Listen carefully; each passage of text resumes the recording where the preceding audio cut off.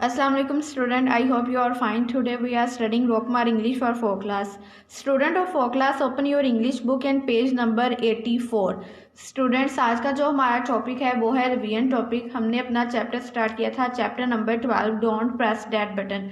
Revision topic में हमने इसका ए पार्ट जो है आंसर द क्वेश्चन, ये हमने कंप्लीट कर लिया था। नेक्स्ट आज का जो हमारा काम है वो यहाँ से स्टार्ट होता है, arrange the sentences story wise. हमने don't press that button Jessica वाली स्टोरी को रीड किया था। अब हमने ये जो सेंटेंसेस 1 to 4 हमें दिए गए हैं, हमने ये 4 सेंटेंसेस को स्टोरी वाइज ही क्या करना है, अरेंज करना है। नेक्स्ट हमारे पास है क्वेश्चन सी। क्वेश्चन सी में इसने क्या कहा है, translate the sentences into your national language.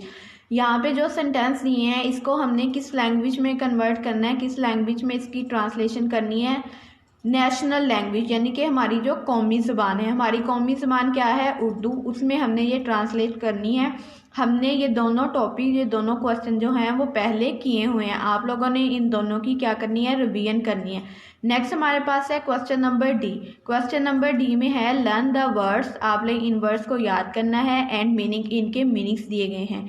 1 2 3 4 5 6 7, ये 7 वर्ड्स हैं और इनके आपने क्या तैयार करने हैं, मीनिंग्स तैयार करने हैं। नेक्स्ट जो हमारे पास है वो है ई में उसने कहा है करेक्ट द स्पेलिंग। उसने हमें स्पेलिंग दिए गए हैं, हमने इस स्पेलिंग को क्या करना है, करेक्ट करना है।